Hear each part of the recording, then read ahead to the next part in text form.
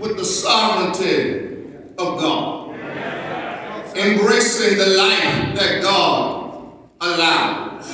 Because truthfully, in our need for control, we want a God who's manageable. One we can totally figure out, who always explains his actions. But that's not the God of the Bible. I mean, he's independent. He's ruler over all creation. He answers to no one. He's ignorant of nothing, and he always does what's best. When things are good, be happy. When things are bad, consider this. God does the one as well as the other. He says in Isaiah, I formed the light. I have no problem with that, but then he comes back and says, I create darkness. He says, I bring prosperity. That's something to shout about. But then he comes back and says, I also create disaster. I, the Lord, do all these things. When you look at Isaiah chapter 45, it's prophecy concerning the return of the Jewish captives in Babylon. King Cyrus is the Persian king that God chooses to defeat the Babylonians and set the captives free. In verse 1 of chapter 45, God calls Cyrus his anointed.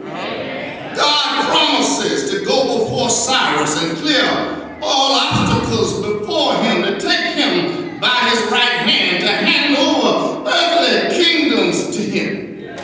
The problem is, Cyrus doesn't know God.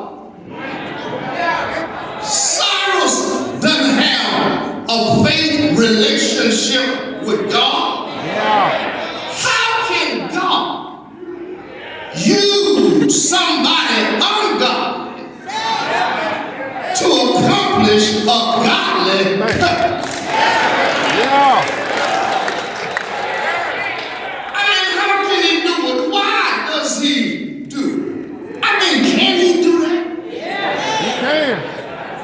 And just because he created the world doesn't give him a right to do what he wants to do. Just because he gives me air to breathe and gives me food to eat and a shelter over my head, does that give God the right to tell me what to do?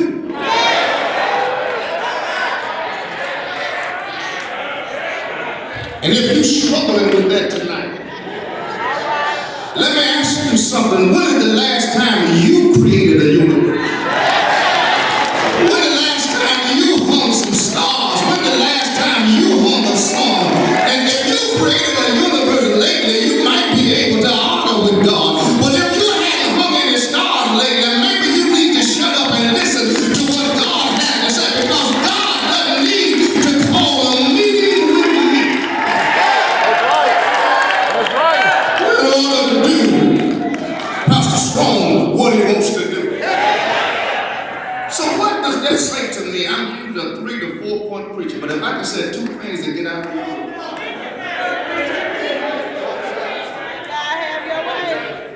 First of all, you need to liberate your logic.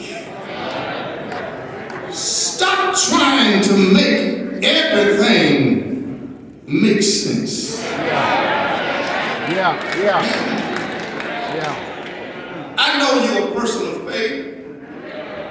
I know you love God. I know you wouldn't take nothing for your journey. Now, you require some degree of biblical literacy and theological knowledge. But there is one thing for certain. When you walk in with God, God will confuse you. All right.